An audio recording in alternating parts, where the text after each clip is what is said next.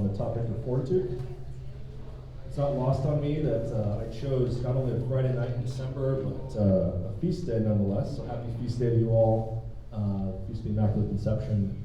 I came to know YCP actually back in 2016 when I lived in Chicago, only because of Holy Day of Obligation. It was All Saints Day. It was a church I had no anticipation of going to, but I knew I had to find the closest parish to me.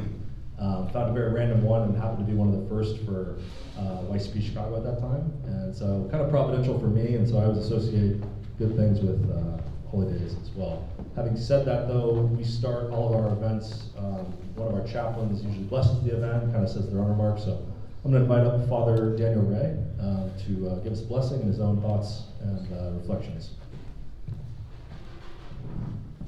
Thank you very much, Joe. So as Joe mentioned, the Feast of the Immaculate Conception, the context I wanted to give right here, and I promise not to try to go too long with this, is this whole the experience that we have in our faith and what Mary did in a very special way through her Immaculate Conception of being set apart. There's a Hebrew word. I'm not a Hebrew scholar, but one of my confreres in my house just used the word kadesh, or kadosh, which is a Hebrew word for to be set apart. And it's the same word that also means to be holy, to be sanctified, to be preserved, reserved, sanctioned off for something special, something good. And that's what happened to the Blessed Virgin Mary from the very moment of her conception. That's what we believe about this.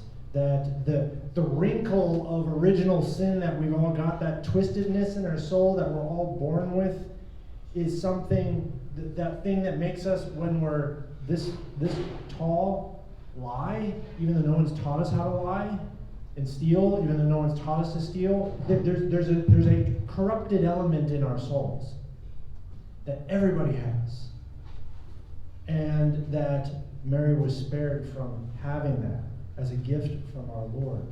If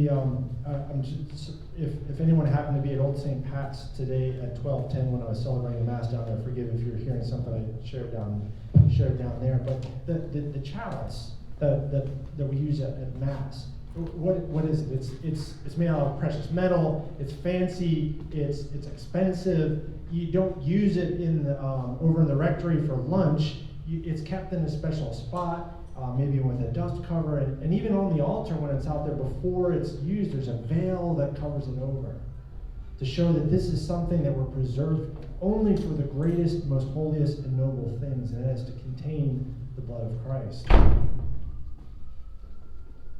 The Blessed Virgin Mary contained the blood of Christ. And in such a way that, like, if we're going to put gems and use silver and gold and precious stones on these chalices, what do you think our Lord, and that's us in our broken and twisted and darkened souls, what is God going to do for his own mother, the individual that he most wants to be in, to be held by, this chalice in which he is going to be pouring himself into? And not just from a physical standpoint, which it also is, but from this spiritual standpoint as well, to hold the divinity in her, and not just during her pregnancy, but afterwards as well, to be full of grace. Hail Mary, full of grace, the Lord is with you. The Lord is in you, through and through. So I think that helps us understand who it is that Mary is.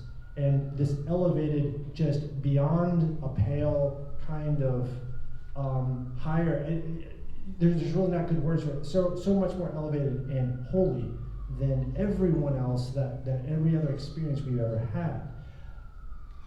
But that's what we're called to also be.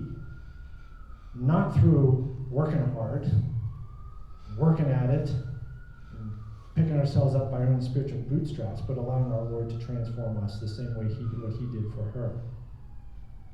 We are set apart. We are made to be holy. You are made to be set apart and holy here in New York City. What does that mean in your field? What does that mean in journalism? What does that mean in finance? What does that mean in banking? What does that mean in marketing? What does that mean in sales? What does that mean as a strap hanger? What does that mean as someone just walking down the street? That's what we want to dig into a little bit, in one way tonight, and in so many other panels. So let's pray and ask the Holy Spirit here to be with us this evening. In the Father, the Son, and the Holy Spirit. Amen. Lord Jesus, you have set us apart, and you're looking to transform us into what this gift, this beauty, this crystal and purity through which your grace might radiate and shine. You want to make us the same as you did that for your own mother. And we know we're far way off from that. But she is the model, the one that we look up to and hope for, and who accompanies us on that journey. So we entrust ourselves to the care of your mother, just as you entrusted yourself to your mother as a baby, as a small child, and even as an adult, to her love and her care. You've given her to us to be that for us as well. And so it's with hearts full of gratitude and joy we celebrate the glories and the honors that you've given one of us, our own mother, our spiritual mother.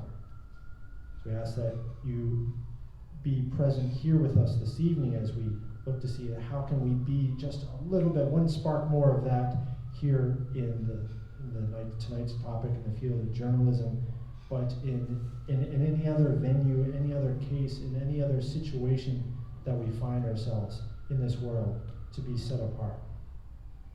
We ask that you send your Holy Spirit on our speakers and warm our hearts to be open to their example, to their words of wisdom, their experiences, so that you might lead and guide us. In your name we pray. Amen. Father, Son, and the Holy Spirit. Amen. Thanks, Father. That's beautiful. It's hard to follow. Okay. So I heard a few of you guys say that this is your first event, including, I think, two of our panelists. Let's get a show of hands. Who is this their first event for YCP? Yeah, so like 30% of the room. Pretty good, including those two. Well, welcome. I'm going to kind of talk about our year, and we've only been a chapter for about 15 months, but YCP's been around for just about 14 years, so new to the Northeast, but not new to the U.S. in general. I know we've got someone from YCP Atlanta joining us. So run a show. We start with the blessing. I'm going to say some opening remarks, but the balance of the time will be on a moderated panel discussion, and then we will leave time for audience Q&A. Hopefully, based on just what little we've talked about already with these three, I think there'll be plenty of questions that you guys will have. So, and then we have the room until 10 or so. So please feel free to stay. This also acts as kind of our admin party. We were here last year on the Solarium, which is their 9th floor. It overlooks the cathedral. But we wanted to kind of have the year, each of our events be really content packed and also have that networking element. So that is the plan for the night. Tonight's panelists, our moderator, he's on the editorial board of the Wall Street Journal. I'm gonna butcher his last name, Mine. And then we've got formerly of Project Veritas. I don't know, he didn't approve this photo, but James Lavlino, he's a pretty good friend of mine. And then she just got off work about 10 minutes ago, so she's full of thoughts, but Caroline Downey's a reporter with the National Review. So lots of good experience and a lot of good wisdom we're gonna learn tonight. Each of our panel discussions and our events, we try to touch on our the virtues that make up our moral framework. So we've got our theological virtues, faith, hope, and charity. The cardinal virtues, you can think of cardinal virtues like directions, like how do these virtues help guide our life, or kind of our moral compass. Justice, prudence, temperance. St. Joseph is YCP's patron saint.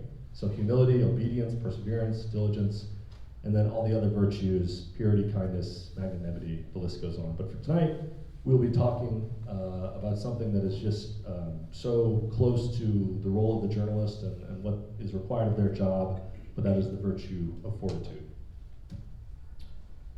Looking ahead, we're kind of continuing to reveal the year, but we do have our January event. We'll have a panel discussion similar to the one tonight. We'll be back at the Sheen Center. That's where we've done a lot of our events. This will be with the Catholic Finance Association, probably one of the more popular ministries we have in New York, but That will be January 30th. So from here till now, we've got about 6 weeks till we'll see you again. Our St. Joseph Saturday retreat will be what we did last year, but it'll probably be that first weekend of March. We'll have an event in February, still figuring out who that is. And then the one event we do know, kind of the immovable date, because the guest we have is plans to schedule about 2 years out. But our second anniversary gala will be October 3rd at the New York Athletic Club with His Eminence Cardinal Dolan. So that'll be more of a gala format, a little more of a high ticket. Most of our events are free. I try to really limit, if at most, I think we charge $5 or $10, but that'll be one that's a little bit more because of the venue.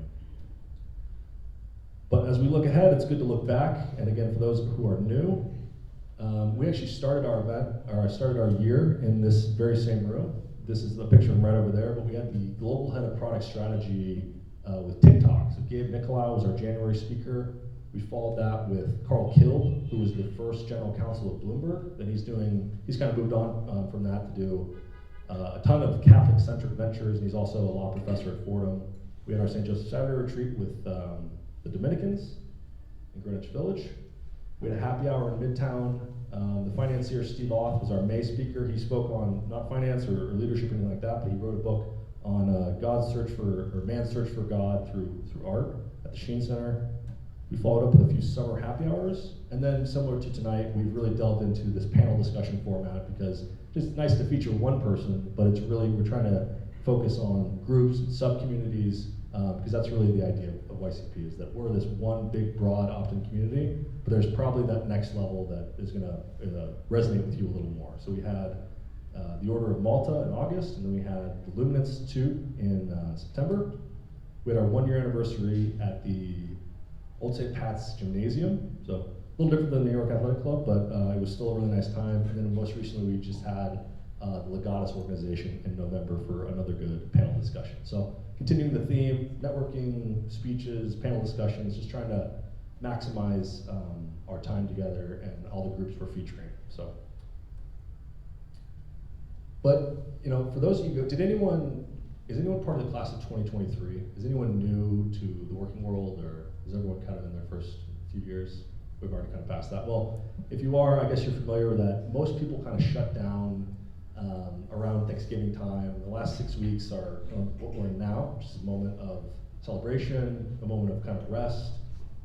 For us, the liturgical year turns over. We have a sense of rebirth, but I think most importantly, as we think about things like New Year's resolutions and just what the next year looks like, I think you have a sense of reflection. So questions for the audience and questions that kind of helps pose for tonight. What type of year did you have? What about your family? What about your company, church? Can you look kind of back over the last 12 months and draw some sort of linear line to say, this is sort of the narrative of my year. What was the story of the year? New York City, country. It's hard to bubble down, right? But thinking about our economy, but more importantly, what does the next year look like for you? What does that look like beyond? And it put me in mind of the writers that we have in the room and kind of the concept of writing. And I've learned, as much as it's probably not this simple, but there's 7 basic types of stories that we can kind of think about. Overcoming the monster, rags to riches, the quest, comedies, tragedies, a voyage and return, and a sense of rebirth, right? For us to really start the year and end the year in the same room, to me that feels like a voyage and return through all these different groups and people we got to meet and all these blessings we've had. But I want to focus on the last one, which is rebirth. So there was a political scientist, and for those of you who've been to our former ones, I've talked about this a few times, but he was named Samuel Huntington. He went to Stuyvesant. He was a political scientist at Harvard.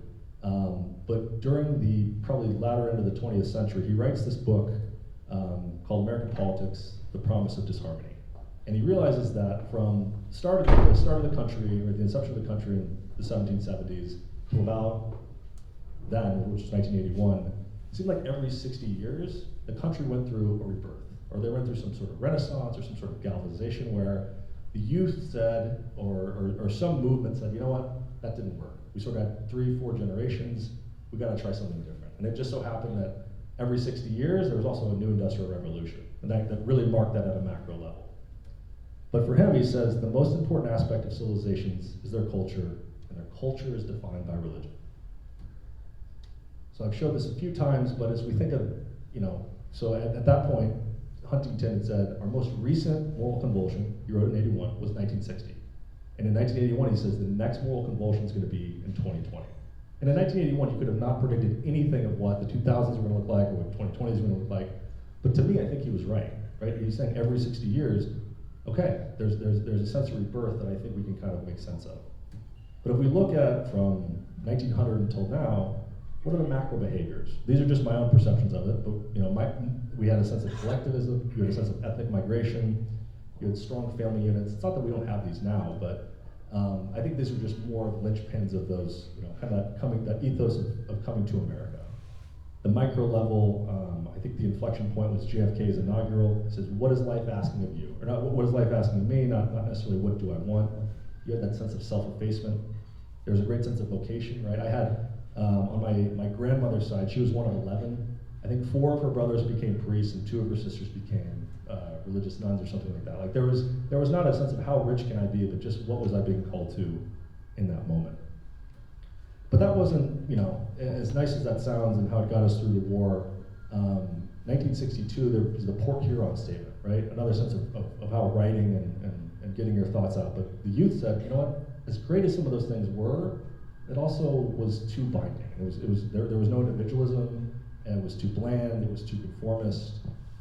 We need to be ourselves. And really, what Huntington talks about is over the next, what ends up being 60 years, we see more macro behavior towards individualism, pluralism. These are good things, right? In a lot of ways we had, but the focus of it, and what was his name, Toffler, as soon as the 60s were over, he said no decade of the 20th century will be more consequential than the 1960s. He said everything of that will bubble up to some indefinite period of time.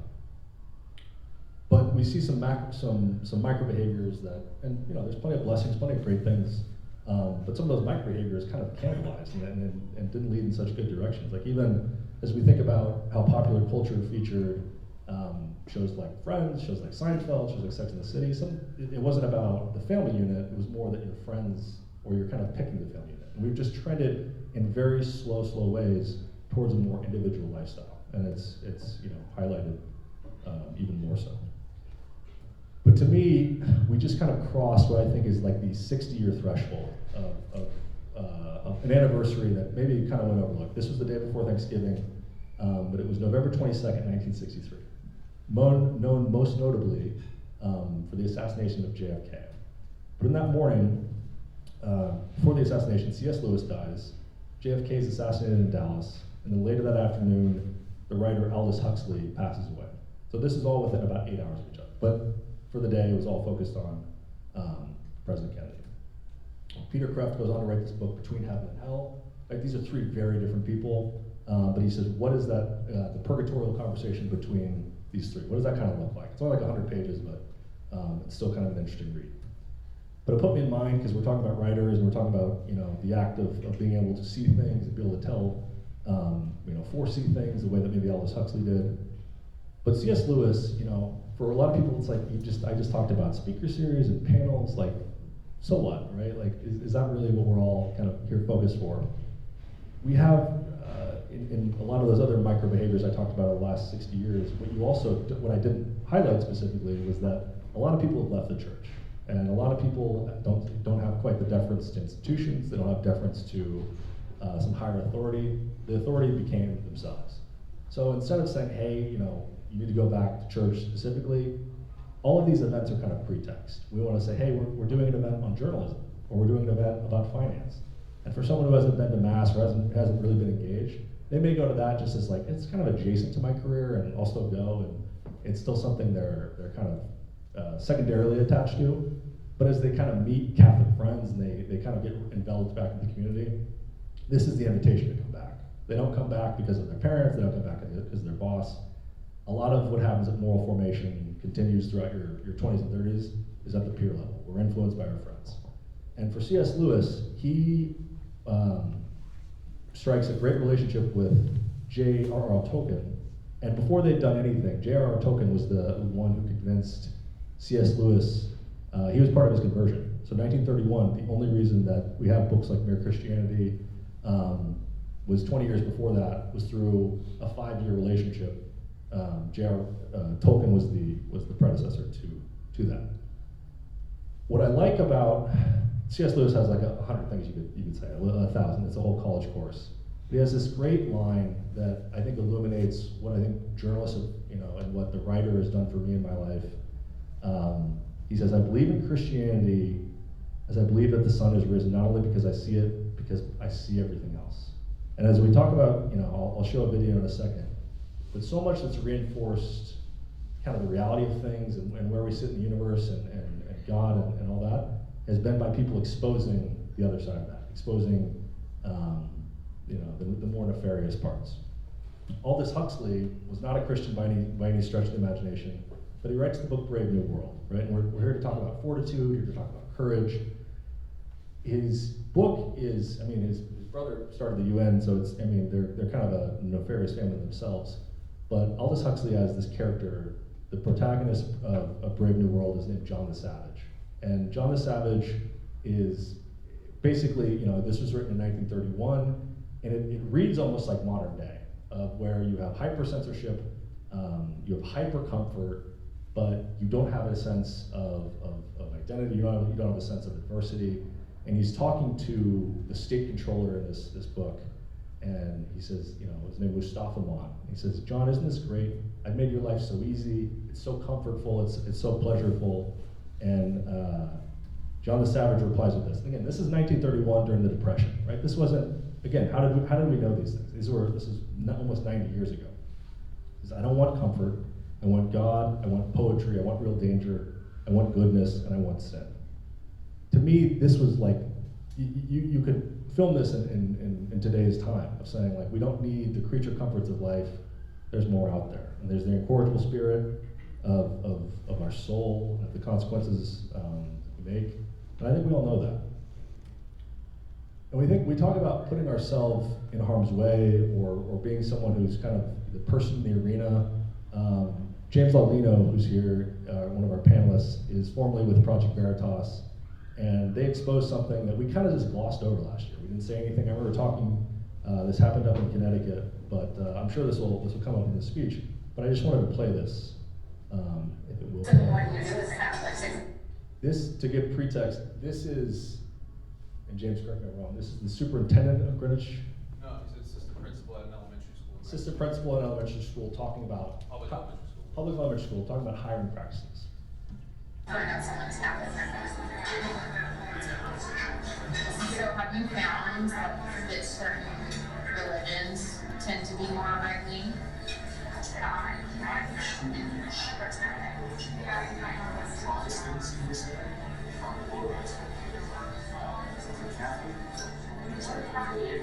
you're about to see is one assistant principal in charge of 360 students. If people knew that you didn't hire conservative folks, would there be less or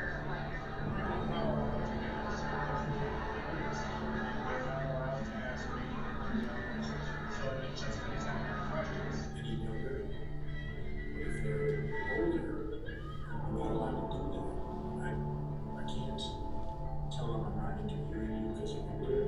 I just don't interview you. Sometimes you may get more set in your ways and more conservative. If you get past the parents,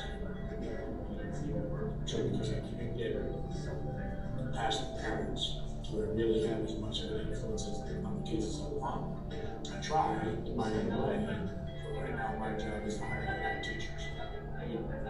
Teaching them how to think. That's it. Doesn't matter what they think about it. If they think about it in a logical, progressive way, that becomes their own. so you kind of like your concept of more liberal? I believe that the progressive teachers are actually more savvy about delivering a democratic message without really ever mentioning politics. It's subtle. They don't say, "Oh, this is a liberal or a democratic way of doing this." They just make that clear. This is how we handle things. And it's subtle. And that's how you get away with it? That's how you do And how do you make sure parents don't find out? it. They can find out, so long as you don't mention the politics. And then later down the line, you're going to up the ground. And one that's unemployed the service to our country.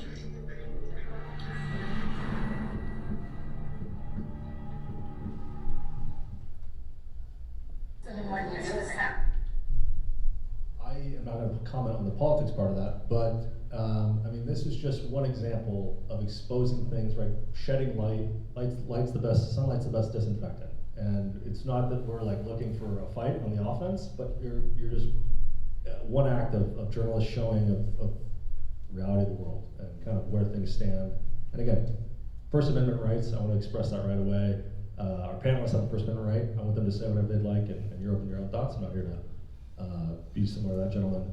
But a comment that or a quote that I like from another writer is from Mark Twain.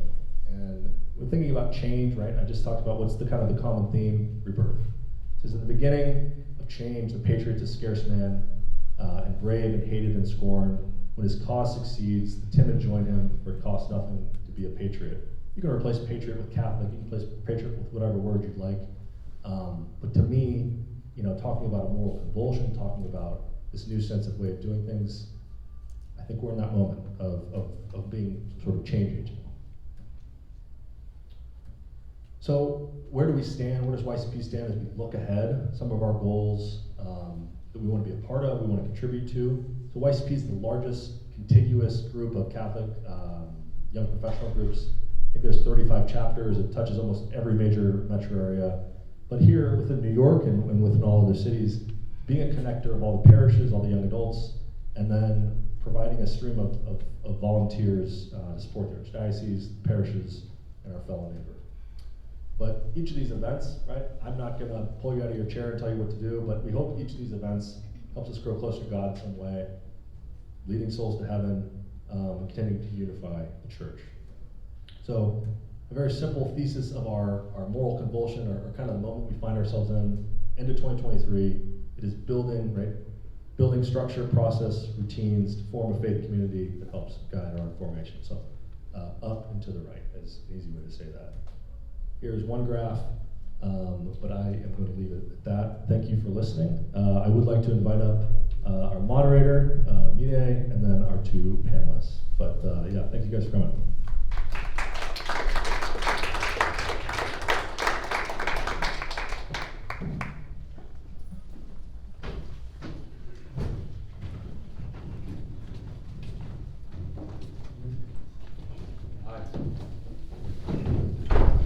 Thanks so much to Father Daniel and also to Joe for the introductions there. I think it was helpful that Father Daniel focused on being set apart from the world, and obviously that's a core of the journalistic profession, kind of standing outside of what's going on in the world, having your eyes open, and then noting it down so that you can share it with the public and people can think about it critically at a remove. And hopefully that's a remove that's informed by virtue, and particularly by Catholic virtue. And Joe also focused on a lot of the social change that we've seen throughout the course of the past century, and a lot of the consequence of that change has been to pit religious people, and Catholics in particular, against the public in some cases, and particularly against institutions that are sort of advancing public power against Catholic virtues. And so I have a couple of fellow journalists with me today to talk about how faith has informed their work in some cases. And I wanted to start with you, Caroline. Caroline is a writer at National Review and writes a lot about education in addition to politics and culture.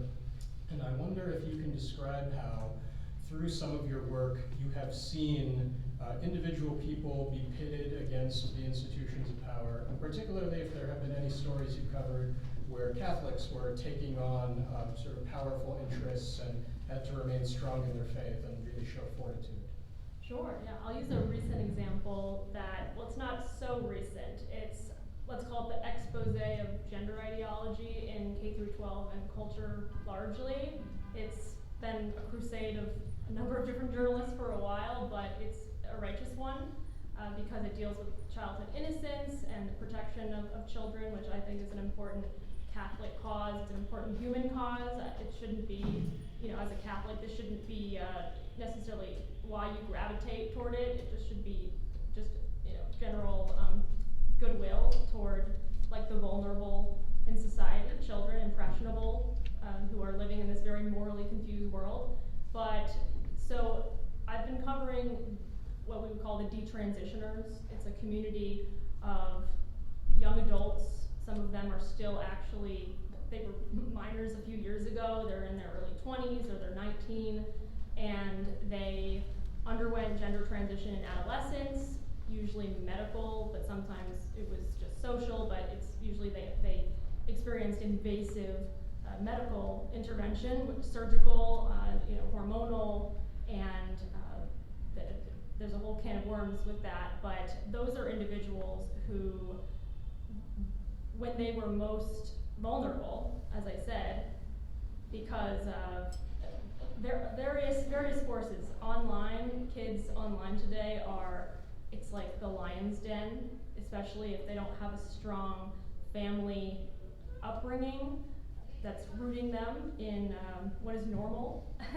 It's very easy to get disoriented, and I fall down a rabbit hole like that of the gender craze. And when I first started covering this issue, I thought it was just kind of a fluke, sort of a ad hoc, a few here, a few there, but it is very much pervasive in American society, and it's in our public institutions, it's in education, but then also the medical apparatus is very much complicit in this. And so these are individuals who bravely have shared their stories since regretting their transitions and speaking out on what they went through and how they feel like they were taken advantage of and exploited at their most vulnerable state when they did not have any advocates, when doctors who swore to do no harm did the exact opposite and led them down a dangerous, irreversible path from which there really is no recovery. I mean, some of them, they had medical procedures that you cannot undo, and it's heartbreaking. It really is. And so those are individuals who went up against institutions, but it's sad that those institutions didn't have their backs. Like, why didn't the medical industry have their back? Why didn't teachers have their back? Why were they encouraging them to do this? And so, now journalists like me, you might say, oh, it's ideologically motivated to be so, critical of the trans issue, if that's what you want to call it. But they don't have mouthpieces. Now they finally do. But this has to be a warning for parents and for educators who have any grip on reality to prevent children from falling into something that is extremely, extremely dangerous. So that's what I would say. It's fascinating because an episode like that, we know, is happening all around the country. You have students who, under the guidance of counselors at their schools, are being pushed in that direction. You have medical professionals who are given legal sanction to it. But I think I probably am not alone in saying that I don't personally know anyone who has experienced that, either for themselves or for their children. And so it kind of shows you how it depends on the work of journalists to find these stories and to tell them publicly so that people know what's going on, to be able to push back against that. And it makes me think, James, of how you could say the same in some of the work that you've done. Of course, we just saw a video that you worked on. How can you describe the experience of getting in touch with, say, some of the teachers who work in a school district like that where they're being discriminated against? Or any other example you could give of when you've talked to people who are experiencing something very difficult in their private lives, or an organization that's doing something corrupt, and help to bring it to public view so that people can be aware of it and maybe start to push back against it. Well, what you saw was, video of these people saying the thing. They didn't know they were being recorded. They were, it was all done legally, of course. But we, I just asked them questions, and what you saw there with this teacher, this assistant principal from Koskov Elementary, he met with the journalist over the course of like 3 or 4 meetings under the guise of like a date, right? You could tell that it was a romantic situation. I was in the restaurant actually when most of that was going on at a different table, but that was just asking questions. And I was actually catching up with that journalist yesterday on the phone, and I was talking to her about the story. And she brought up a good point that we didn't even know that he was going to say the thing he said about Catholics until like the last meeting. Like leading up to that, it was all sorts of other things. And then once he said that he discriminates against Catholics, then that's breaking the law. And what you saw there was just the little teaser release that we had. We ended up releasing a much bigger video, and the next day, I think that was August 31st, 2022, we released it, and then the next day, there was a massive protest at the school, at the elementary school, and the Archdiocese of Hartford commented on it. The governor of Connecticut, the two senators from Connecticut, they launched a full investigation into this guy. He got in a lot of trouble for this. Eventually, the company I worked for really imploded this year, unfortunately. There's a lot of dramatics behind the scenes that happened there, but the investigation with the Connecticut Attorney General continued throughout the year, and then now they've like pretty much let him off. They said that they really didn't see much to charge him with, unfortunately, but he did get in a lot of trouble for this and did raise awareness all throughout the state and all throughout the Northeast about the discriminatory practices against Catholics. To comment on a little bit what you said, Caroline, do you know Prisha Mosley? I do, very well. Okay, cool. So also this year we did a story, it was our Too Young series, that's what we called it, and we went into like sex reassignment surgeries and hormone therapy clinics all over the country. I think we did 7 states, and New York, New Jersey, Arizona, a few others, but the one that really tipped the scales was one of the journalists at our company went into Dell Medical Center in Austin, Texas, with the camera on, and all she did was ask a few questions, and that led to the exposing like we're going to do this to 7-year-olds, we're going to give them the therapy, and that led to the Texas State Attorney General launching a full investigation into it. And then, like, not long after that, I think that was like, we released that around Easter, and then like a month later, the Texas state legislature, they voted, they put like all sorts of restrictions in place for this, for minors. And then they go on break, I think for like I don't think they're back in for another year and a half, something like that, because that's how Texas works. But we got this story in, and then that was, it helped provide evidence for them to get the reform through. So the journalism that we did at Project Veritas was really similar to the stuff that you saw at the turn of the century, where people went undercover in like meatpacking factories. They went undercover in all these different industries to get reform, right? It's not politically motivated, but it's to get reform to help. And so children being, like you said, children being forced into this is just, it's disgusting. I mean, we're God's children, right? So, yeah. So sometimes you just gotta wear a camera, I guess, and go in. Yeah, no, absolutely. To follow up on that, I wonder if there have been examples in that line of work where you've had to show fortitude personally. I assume that once you know that an organization has something suspicious going on, or there's an area of abuse that you want to look into, you have conviction that this story needs to be told, and you need to get that information no matter what it costs. But I would also imagine that there have been instances where people you've been investigating have pushed back. Maybe they've discovered that you or one of your colleagues was undercover and threatened you in some way. I'm certain that there have been times when after the piece comes out, there are targets who probably threaten some kind of retribution, say that they're going to take the fight to you. And do you have any examples of that where you've had to show fortitude personally in order to bring these stories to light? Sure. I'll tell a quick story. I was burned in 2020. It was the summer of 2020. I was in North Carolina. I was investigating a voter rights organization that was registering undocumented immigrants to vote, and I had sources on the ground telling me this. I hadn't proved it yet, though. So I got in with these people. It was COVID. I was posing as a donor, and so I got access because money talks, right? Even though they're like, we can't meet because of COVID. It's like, well, you dangle money in front of them, they're going to meet you.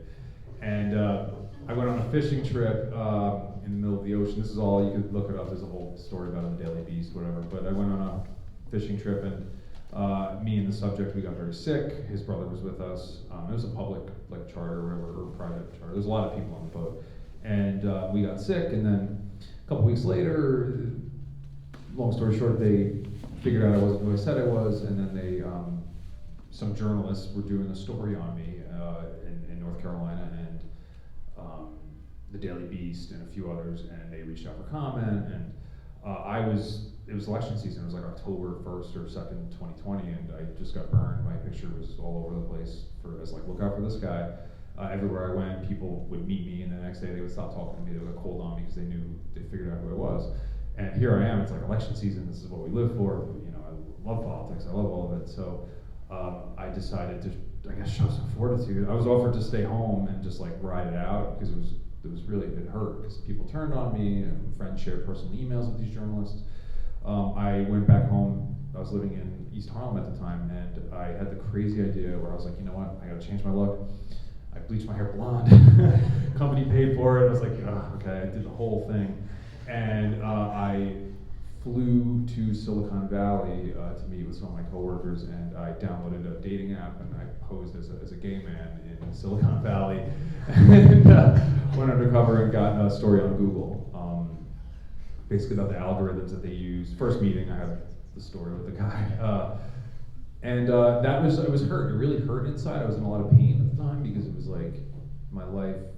I got kind of screwed over by someone internally. It's all it's all in the article. You could read it, but I was really upset and it was hurting, and I just had to push through. And I ended up getting the story, and I had dealt with the stress after the election. It was a tough election. So that's Sure. No, that's that more than answers the question. That's All right. a good job right there. I appreciate you sharing that. So one of the things that this makes me think of is how the three of us are all opinion journalists. We enter the stories that we cover from a point of view and with values that we want to advance in a certain way. And I wonder how, in the course of your work, you've had to think about balancing your opinion with being fair to the subjects you're covering. Obviously, sometimes a lot of what we're doing is trying to expose wrongdoing or to criticize people.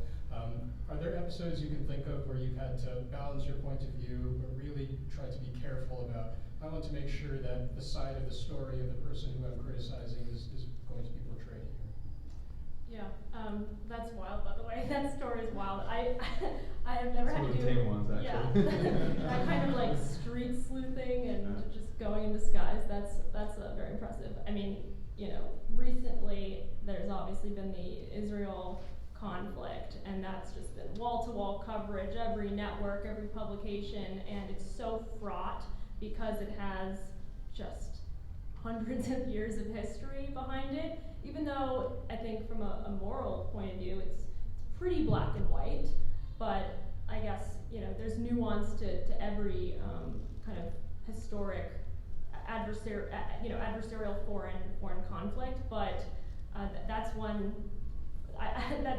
that's been tricky with being accused of bias or otherwise, because yes, we're conservative, and under our kind of conservative platform, we identify Israel as an ally, and because we think Israel represents a country in the Middle East that has a lot of the values that America holds dear, freedom of religion, things like that.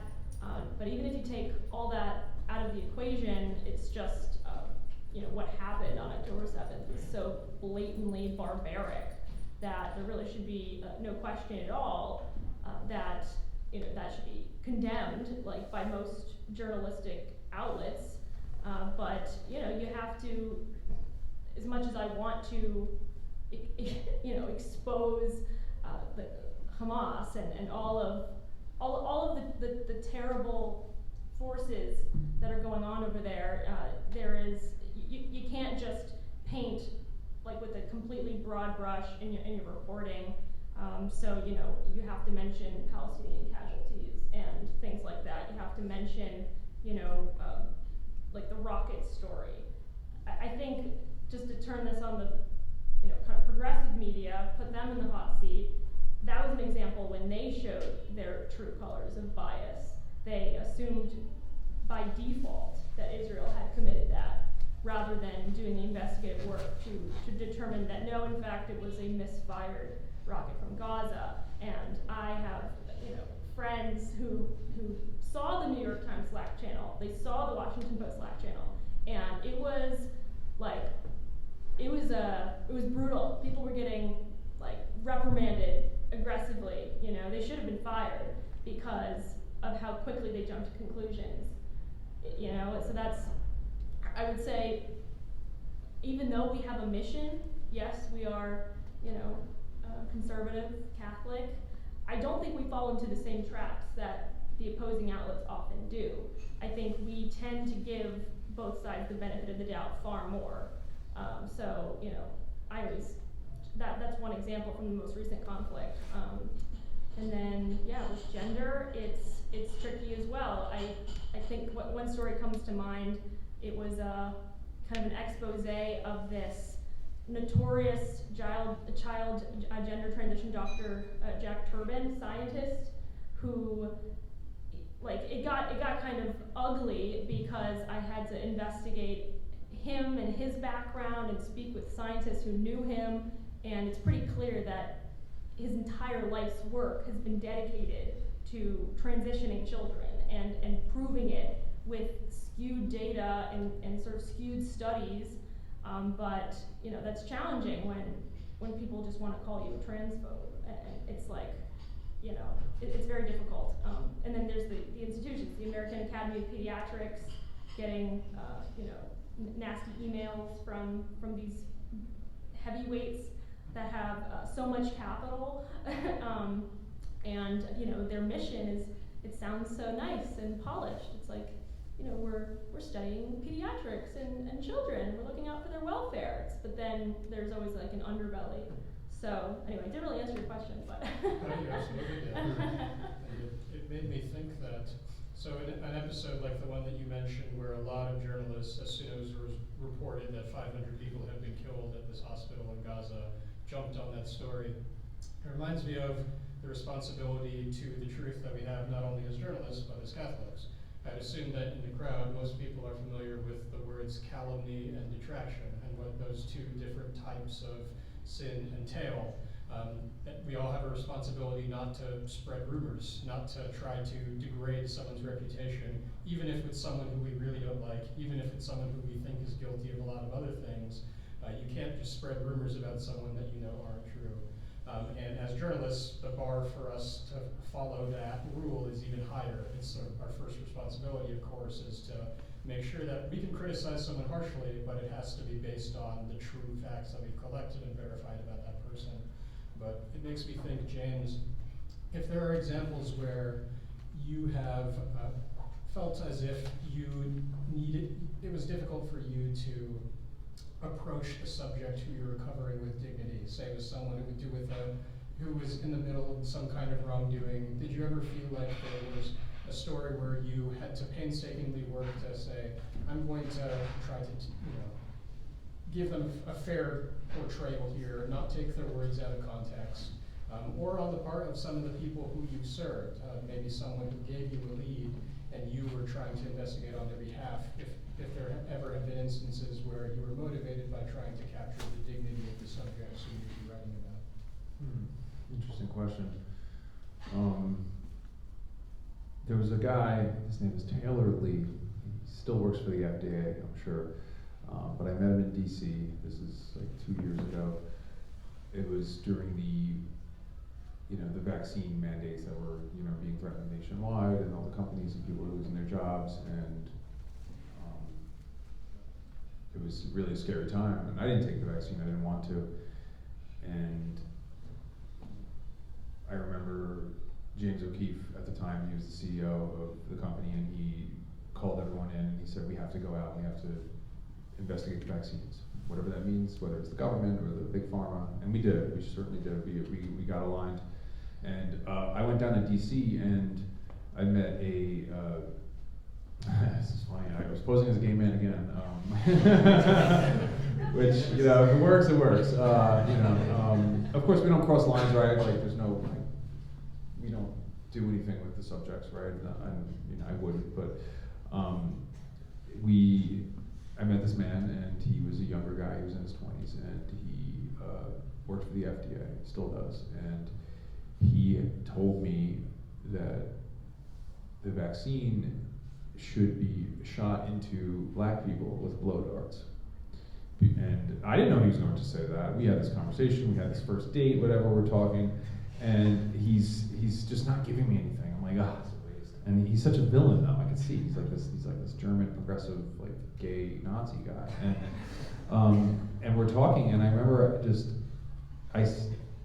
I said it so many different ways, I just kept rewording it. I said, but this group, it's their fault. Because as a journalist, I was trying to see if he would pin the blame on someone for for the pandemic for continuing. And all I said was, only in New York City, only 30% of African Americans are vaccinated. And he just, once I said that, he got so mad, and he just went to town, and he just kept saying, we need to blow dart them, we need to get J&J, we need to shoot them with blow dart. I just couldn't believe it. I was like, this is ridiculous. And he just kept going on and on. And that just opened up the floodgates, where he looked at me in the eye, like I had him so convinced that I was one of him, that he just let it come out. And then this is when Nicki Minaj was saying things in the media, so we use things that are going on in the media. That was when she was saying something about her brother, I think. And we had a second meeting, and then we had a third meeting, and then that's when we had the story. Basically, we had part 1 and 2. We had the 12-minute video, or whatever, all edited, the way to make it interesting to watch. Nothing out of context. And the third meeting, we were at Liberty Tavern in Arlington, Virginia, right outside D.C. And I had to get him in D.C. or Virginia, because in Maryland, where he lived, you can't record people. So I was like, okay, yeah, I live in Virginia, come see me. So he came. We're at Liberty Tavern, and I had an objective. The objective was to get him to elaborate on what he meant when he said that his plan for the vaccine for blow darts, it's a great plan, but it would be very Germany. That's what he said to me in the first meeting. So the third meeting, I had to get him to explain to me what the hell was he talking about. And I asked him, and he said, oh, Nazi Germany. I said, okay. Check 1. And then check 2 was bad guy. Check 2 was he said something like, think of it like for a Star of David for the unvaccinated. And I'm sitting there unvaccinated, I'm like, oh my goodness. So that was step 2, got it. And then the plan was I went to the bathroom and texted my 2 coworkers that were in the restaurant with me. They were watching my back. And then I came out, and I looked, and I saw one of them sitting there. And the handsome black man, R.C. Maxwell, he's a former press secretary, a good friend. I look at him and I say, RC, what are you doing here? Come on over here. And I introduce him to the subject. It's all on camera. He has no idea. He sees this other guy. He's like, thinks there's something going on. He's intimidated. We pull out an iPad with the video package of him saying the lines about shooting black people with blow darts, subtitled, his title at the FDA, his name, the whole lower third, everything. And we ask him for a comment, and my colleague sticks a microphone in his face. He's Catholic too, my colleague. And he asked him, I'm black and vaccinated, do you want to shoot me with a blow dart? And he looked at me, and he had tears in his eyes, and he got up and ran out. And he thought we were like in love, I don't know. And he got up, and when he turned back and looked at me, it was a different person sitting at the table with him. He realized, oh my goodness.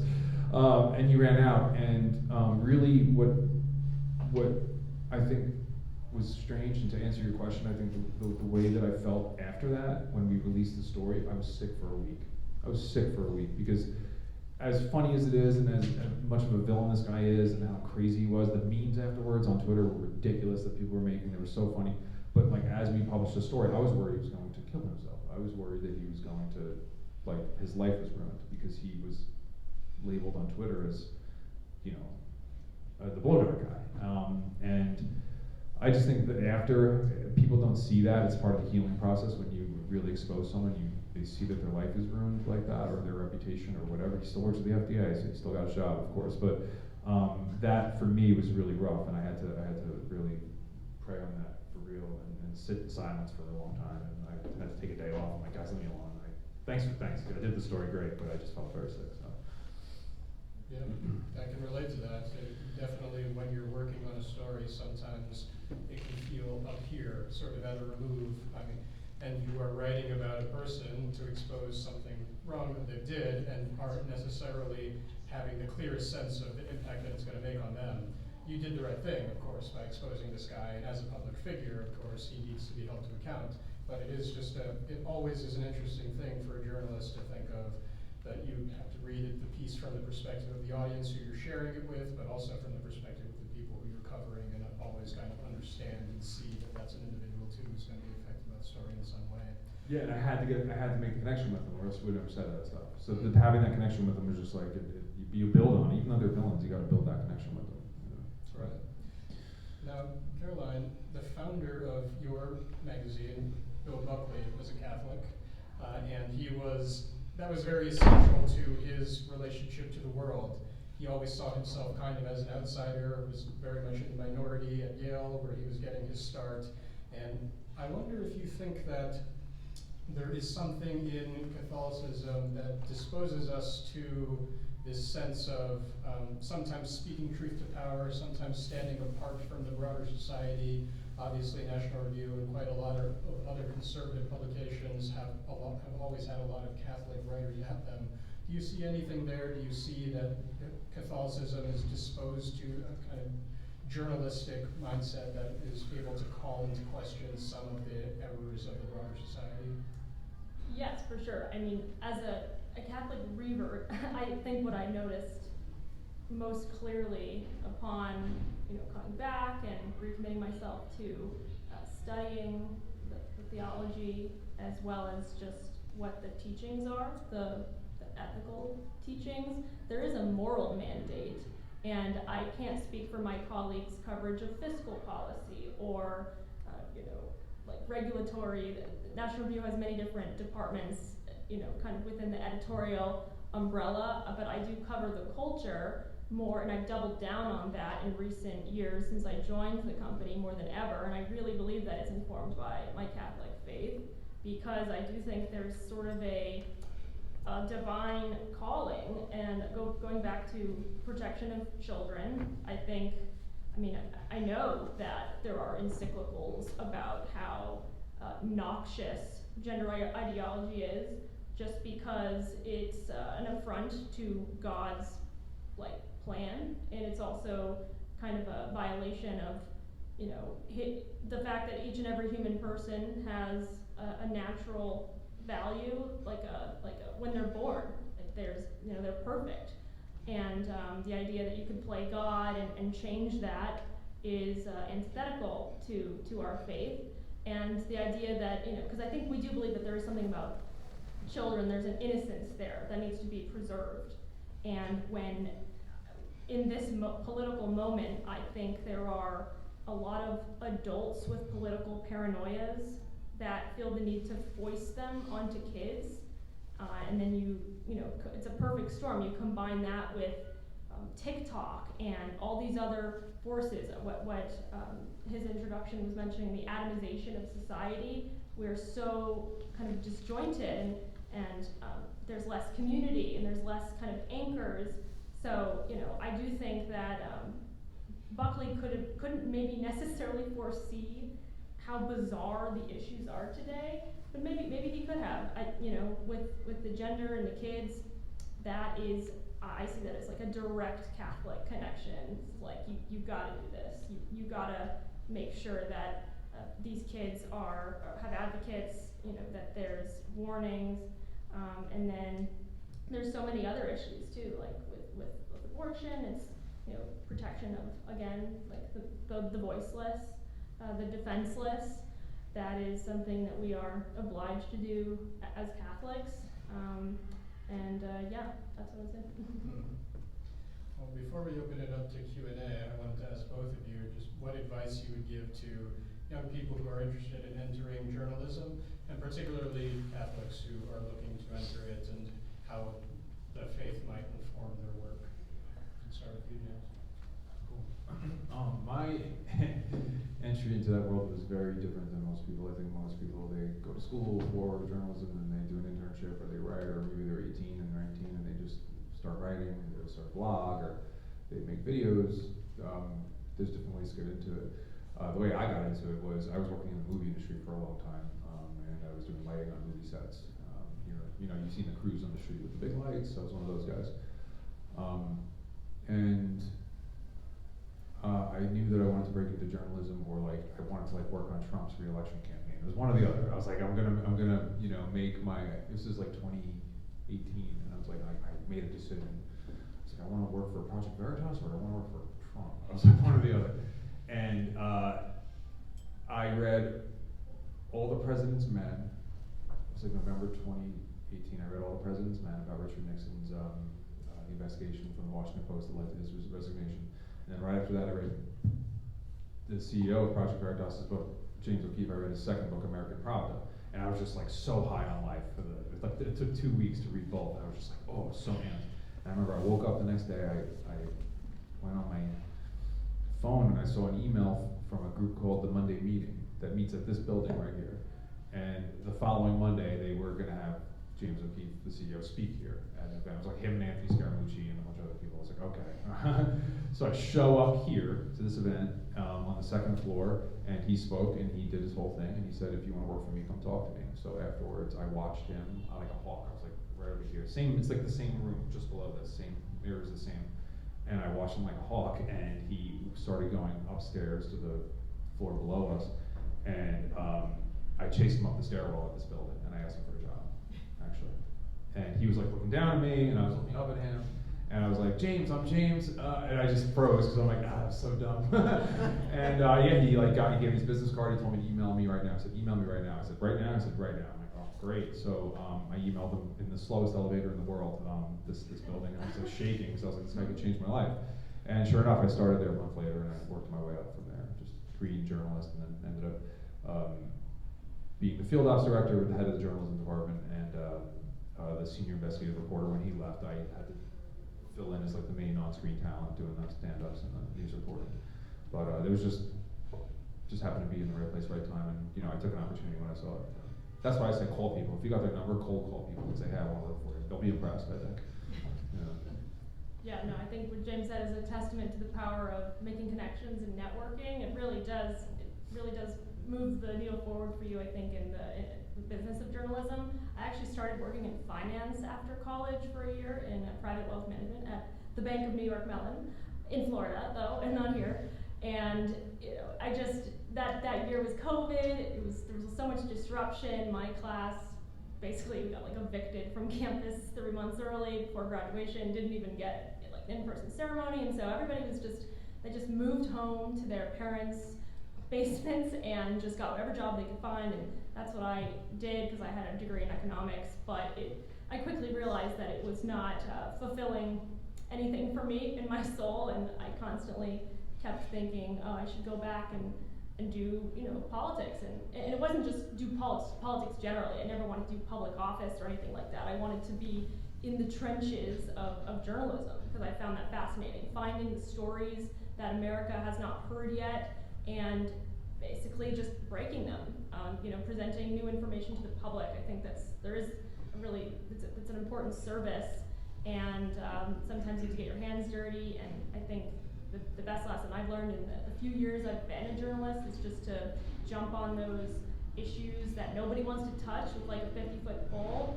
My colleague Madeline Kearns, she and I both have really jumped onto the trans issue to the point where I think people are sick of it, but it's because nobody else wanted to. And we felt like there was a void for that.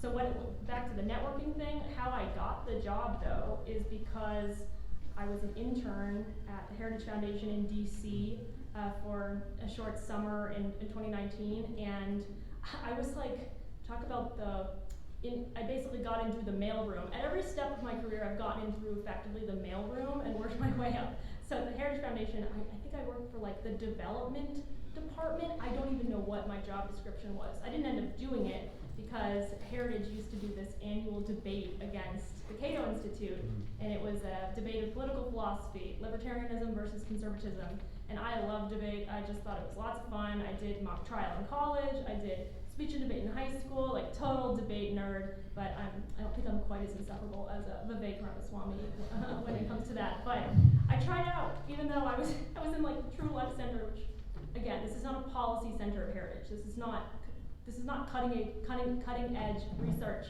I don't even know what I did on a daily basis. And I ended up getting chosen to do this debate alongside this other kid, and we went up against these Cato interns, both Ivy Leaguers, very daunting. We had trainers and debate coaches, whatever.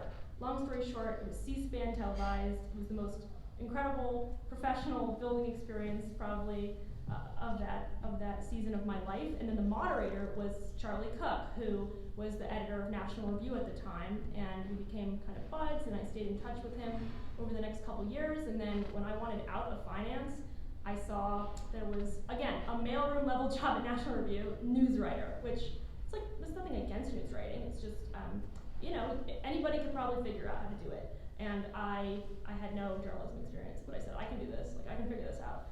So I reached out, and Charlie Cook vouched for me from that time at the debate way back when, and that enabled me to get in the door at National Review and prove myself since then. So just make the connections, because you never know when they could be useful. And yeah, take the dirty jobs. I think that's my the takeaway. Take the dirty jobs. That's awesome. Well, a lot of audacity in both of your first gigs in journalism, which I hope is instructive to anyone in the crowd who might be thinking of breaking into the field. But thanks very much, James and Caroline. Please join me.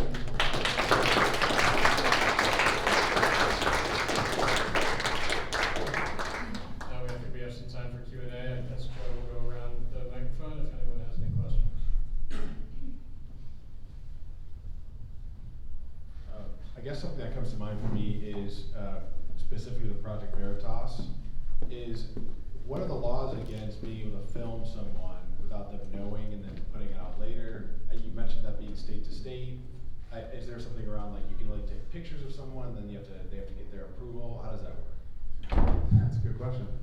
Each state is different, but right now in New York, I could go out in the hallway and record you right now undercover. I don't have to tell you anything. It's just New York. I could call you on the phone and record you. If I'm in New Jersey, you're in New York. If I'm in DC, you're in New York. Wherever. It depends really. The way I look at it is if you're on a Zoom call and everyone's in New York but one person's in California, then you can't record it. So it depends on what state it is. And it also depends if you have your phone out, then you can do whatever you want. If they can visibly see your camera, I'll give you an example of how we got around it. In Chicago, you can't film. Illinois is one of the strictest states in the entire country. Pennsylvania, Illinois, Massachusetts, very strict. And we had to get these people outside, and we had to film them undercover and get the story, which we did. How do we figure it out? We had a separate journalist show up and stand outside this clinic with a giant camera pointed at the building. That way, when the other journalist came up and got the other person outside in front of the camera, this gigantic film camera, there was no expectation of privacy. There's a freaking giant camera there. So there's ways to get around it. Yeah. It's state by state. And once you do it for a while, you know in Connecticut you can't record phone calls, but you can do everything else. So it really depends.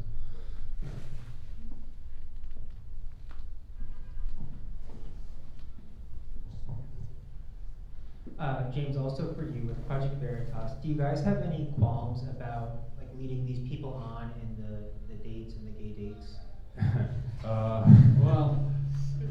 Yeah, I don't work there anymore.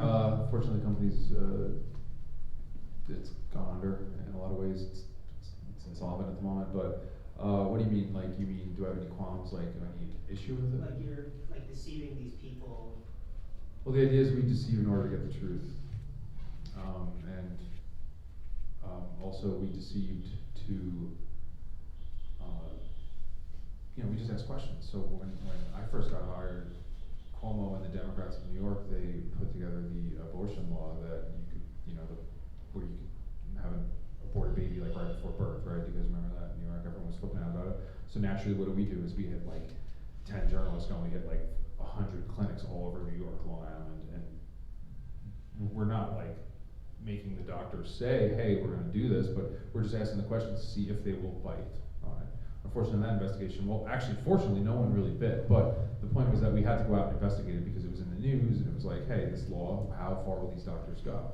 And I had to escalate it, in that situation. And deceiving them is not really an issue. You just get used to it after a while. But but when you're doing it for the people of the United States, then there's no qualms about it in that regard. Sort of acting. Sort of, yeah. It's like a muscle. Yeah. Thank you both for coming. This was great.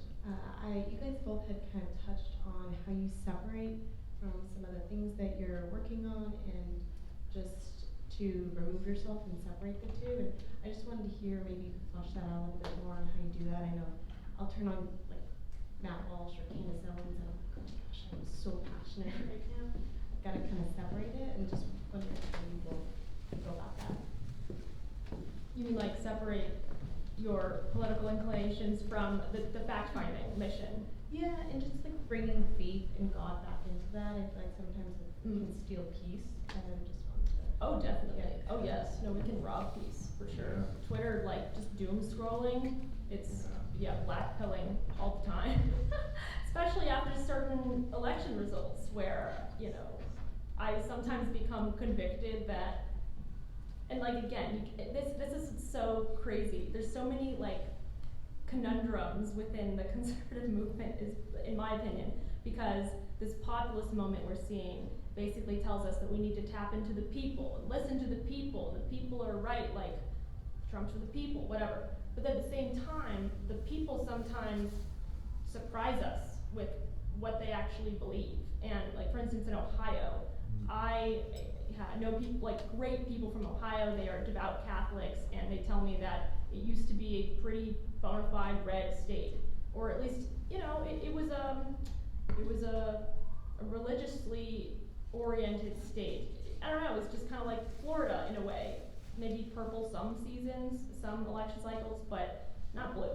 The way it voted at on this abortion referendum, I was just so saddened by it, because I felt like I just didn't know Ohio was capable of that. I didn't know, and there's other states that are, you know, I think it was Kansas, you know, this was like very shocking.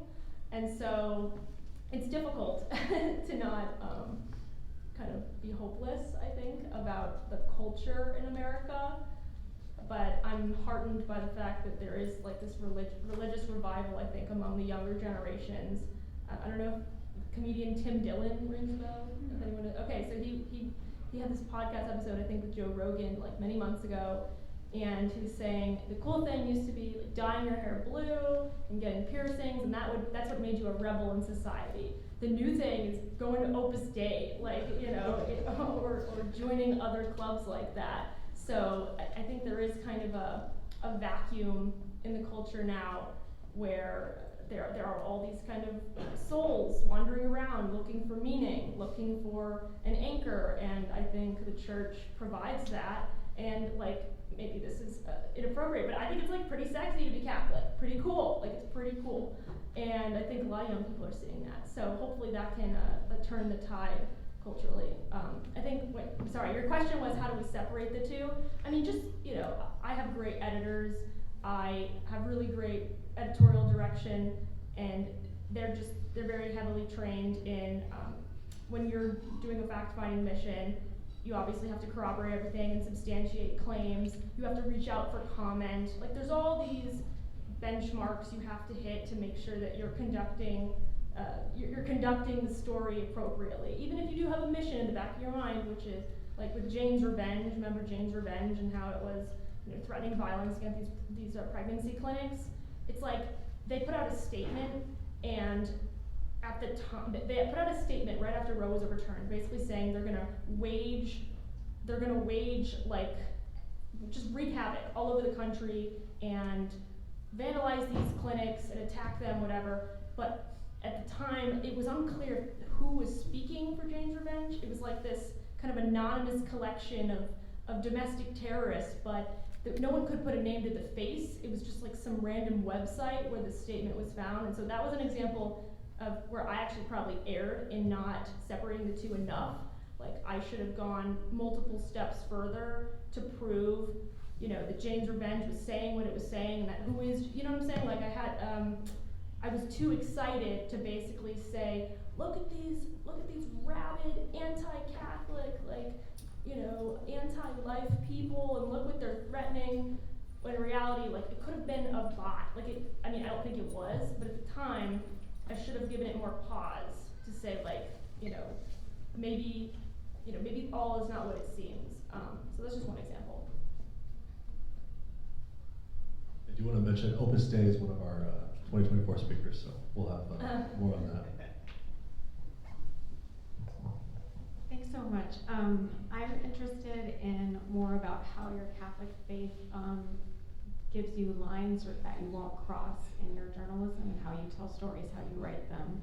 I know, James, you mentioned that you felt sick after that one story. Is there anything that you would have done differently in how you did the story, or upon reflecting back? With that guy in particular, I would have pushed harder. honestly, because I was so sick afterwards after just what we did. With that story in particular, that was just, that was a one-off. You know, it was a week, it took me 5 days to get the story over 3 meetings with the guy. I don't know what I would have done differently. There was a lot of prayer involved. I remember sitting on a balcony in Arlington, Virginia, like some hotel, right up the highway, and there was these balconies. I remember like sitting there, during the day before the final meeting, knowing that like this guy's life is gonna be, you know, he's gonna have his world rocked tonight. And there's a lot of silence that happens there. I don't know what I would have done differently. I think it came out the way it did. I would have pushed harder though. I would have gotten more because he was a bad guy, for sure. This year I did an investigation that was really, it was the most difficult I've ever done actually. It basically started from a cybersecurity expert named Brian Montgomery. He's young, he's like in his late 20s, lives in Florida, drives like sports cars, whatever, and he's like the most successful cybersecurity expert on the planet, one of them, and he had a database of 8,000 names, usernames and emails from a child pornography website. And he somehow got the usernames, you know, without viewing anything. And we acquired the database from him, the 8,000 names, and we were able to identify about 500 of them in the real world, just by our OSINT team, our research team. And we focused on New York, because, you know, our office is in Westchester. And we went and we talked to them in person, a lot of them, and it was very difficult because we would be going to talk to a person, and some of them in particular would have forum posts that were on this website, and reading some of the things, their mindset, getting in their mindset, because you know, we basically posed this like, we're trying to help you, we're cybersecurity experts, you know, your username and email came up in this database. Do you can you confirm your email and username? Oh yeah, okay, cool. Do you know about this website called it was called Rapey, actually, the website. And that's when they would either slam the door in our face, or they would deny it, or they would say, yeah, I know that. What were you doing on it? Oh, and oftentimes we would have to take their side, where I had to pretend I was one of them. You know, these are the people who view it. They're not like the creators. They were the viewers of it, the sharers of it. And the worst part about it for me, it was like 2 months of this, almost every day. The worst part about it was looking in their eyes. They were like dead. These people, they were like dead for whatever reason. They watch pornography. They watch a lot of it, and I think it's a sin. I was just talking to my pastor not that long ago about. I confessed a couple weeks ago to my past, you know, dumb stuff I've done, and I had to say, like, to him, I said, that's a sin. It makes people feel terrible and guilty, and the fact that these people were watching something so vicious, and then again reading their reasons for reading. A lot of women were involved. I couldn't believe how many women were involved, and how like they were talking about how like it empowered them as adults. I'm like, are you kidding me? So that was just the most difficult thing I've ever had to deal with. Where I had not, I don't want to say PTSD, but it made me think of people a lot differently. Like when I'm on the subway or something, I'm looking around, I'm like, which one of you is on that website? Because there was like 30 or 40 people in New York that we identified, so it was just, it was difficult, and prayer helped. So. This is kind of related, unfortunately related, but so a limited time podcast with National Review just came out. It's called Detransitioners. I know I keep harping on that, but it features three female detransitioners who are in their late teens, early 20s, and one of our interviewees, her name is Evie, and her story like almost broke me because it was so appalling that. I mean, the editor-in-chief of our magazine refused to read this story because he has children and just like couldn't stomach it. But essentially, Evie, from the time she was like 3 years old up until like, I don't know, early adolescence, 14, she was sexually abused by her father, raped on a daily basis. And from there, you know, she was preyed upon at various stages of life, including by, you know, again, people posing as mentors in the LGBTQ community, unfortunately. But I would say what really set her down this trajectory of just ruin was, of course, the domestic, just unfathomable abuse she endured. And the line that I wanted to cross, but couldn't I think we had like an ethical constraint at the magazine, but I wanted to name her father. Like he, you know, I think was in jail for a while, and I was like, I wanted to name him, and I wanted to name all the other, there were multiple foul players in her life that I wanted to name, and she basically like just refused to give me the names, and I could understand how sensitive it was for her, but I had like a vengeance. I was like, I can't even, and this is a girl who, I mean, talk about, she might find her, like, the Catholic faith. I feel like she's discerning that right now, but her bounce back from that trauma was incredible, because after getting abused by her father, after, you know, getting preyed upon, after again, pornography, these are kids who are finding the worst, like, most extreme pornography you can imagine at a young age. Like, you know, fetish communities, like the whole 9 yards, weird kinks, all of it, the furries, like whatever. It's just, you know, it's on Tumblr too. The pro-Ana community, which is like the kind of it's basically a niche online that's encouraging kids into anorexia. A lot of these kids find that. So just like name like the most bad things that could possibly happen to a young woman. It happened to her. And then she got a double mastectomy, then she took testosterone for many years, and after all of that, she managed to detransition, find clarity of mind, and now she's about to have a baby with her you know, her significant other, after being told, you know, that she'd probably be infertile, and that this experience would probably wreck her for life. But emotionally, it's like, you just see a battered person like that, and you're like, first of all, how is evil like that lurking in the world? Like, how is it, especially in your own home? Like, just think about that. And then how can you possibly have I mean, even if it isn't a real come to Jesus moment, like she kind of, I think, is having that. And so it's amazing, like the power of the resilience of the human spirit. But anyway, there's a lot of what I would consider criminals, like, along the way of this journalism journey, that I'm just like, out them, expose them, but sometimes like you can't. So that's really frustrating. Last question. Thank you guys. I can speak loudly. So obviously a lot of us are not necessarily journalists, but we encounter a lot of people throughout our life, and if we're trying to be kind of in the spirit of journalism, we're trying to be open to the truth, right? We're asking questions, we're always curious to learn, right? But we have certain morals, right, as Catholics, that we have to stick to. How do you ensure that you are open to hearing new ideas and new things that are potentially true that you don't already believe, while still retaining your Catholic morality? Sure. I mean, I would just say it's a practice. I think when I came into journalism, unfortunately, I was like guns blazing. I was like, I'm not just any journalist. I'm a conservative journalist, and we have a mission to achieve, and we have territory to conquer in the culture war. That was how I viewed things. But then over time, I realized that life actually is kind of complicated sometimes, and that you know, today's outrage might be gone in a month, like, honestly. So I just think to approach, National Review is excellent at this, approaching these really contentious subjects with nuance and just detail. And yeah, I think trying not to paint a broad brush all the time. An interview, like when you're interviewing somebody, you know, if I get like an answer that I don't like I'll still include it in the story sometimes, like, because it's important to show the holistic situation.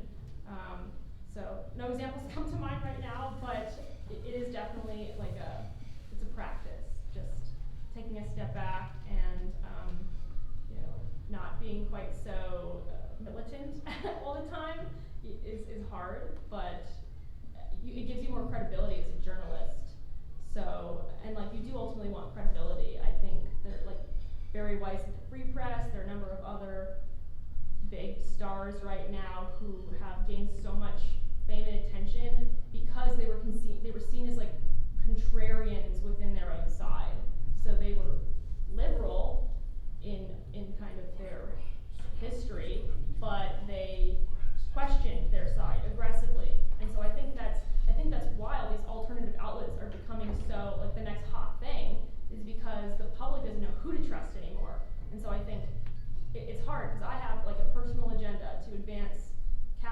values and conservative values.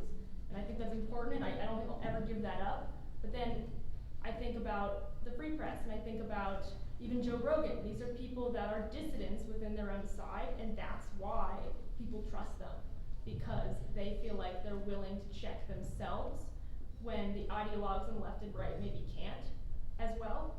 And so that's it's kind of the nature of the beast. And I don't know, maybe it's a money play though. Maybe to be like a contrarian within your own side. Maybe that's just kind of a money play, because like, you know, you do end up doing really well. Like even the Dispatch, you know, the Dispatch is kind of like it's a conservative outlet, but not really. And yeah, I think it's how you brand yourself. It makes you more approachable. So, you know, I think sometimes being like, we are conservative and we believe blank, blank, blank. You know, maybe more people are just feeling like they can't depend on you to report accurately. But I don't know. I'm still gonna do it though. Yeah, I agree with you on all that. There's a lot of grifting going on too in the movement for sure. Most people are often surprised to find out when I tell them that. Well, they're like, where do you watch your news? And most people are surprised to find out that like in the morning I'm like squinting, reading, like drinking coffee, reading the New York Times opinion page on my phone, like what's going on today, or like I'm reading Politico Playbook. If you don't read Politico Playbook, you should. It's like an email newsletter that gets dropped in your email every morning around 6:30 in the morning. And they have one for New Jersey specific, they have one for California, New York State, but they have the one in DC, it's the main one, Political Playbook. It basically lays out what's going on throughout the day from like their perspective, right?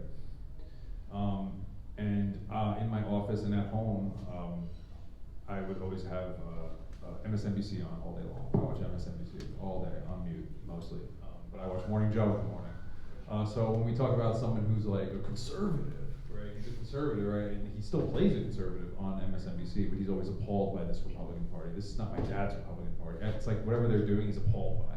So it makes you like think like, oh, see how I'm like cultured because I'm watching MSNBC, but I'm watching Morning Joe, the conservative. Alyssa Farah Griffin on The View. Exactly. Yeah. Yeah, she's the resident conservative. Yeah. So I watch the other side and I read the other side, and one thing I learned, especially being undercover in Biden's campaign in 2019, I was undercover in Iowa, you start to really see them as the people that they are. In fact, I met Biden when he was running a few times posing as a volunteer, and like I was like, oh yeah, I was like loving it, because he was just, I disagree with him on almost every issue, but just like when you're living that life and the undercover sleuthing journalist style, you sort of fall into Stockholm syndrome, and you start using their lingo, you start using their language, and I actually thought I was like, oh, he's not a bad guy, but obviously I have my own views now, but I think when I went in, I was very hot, like, oh, I'm conservative on this and that, and then over time I started to become a little bit more like moderate sounding, because as a journalist you have to look at both sides, you really do. And we could be like cultists about it, like, oh, this person could do no wrong, or we could actually be sensible and reasonable, and that took time for me to really develop, but it came over time, and part of that was reading the Washington Post, the New York Times, watching MSNBC, reading like the Financial Times, and all of these different outlets that had different, like, they presented a different way than what I was used to, listening to like Ben Shapiro and all that other stuff that I still listen to, Alex Jones even, love him. But you know, it all depends what you're into. So, yeah. All right. Well, thanks again to Caroline and James. Thank you both. Appreciate it.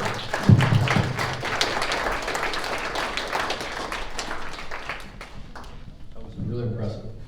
We have the room for the balance of the evening, so we encourage you to stick around. We'll put music back on. But really, thank you guys for coming. This was, probably one of our best events. Really thank you to all of our panelists and Nina. Thank you. It was really well moderated. And yeah, January 30th will be our first event, and then we'll just let you know from there. But thanks again, and God bless. Thank you.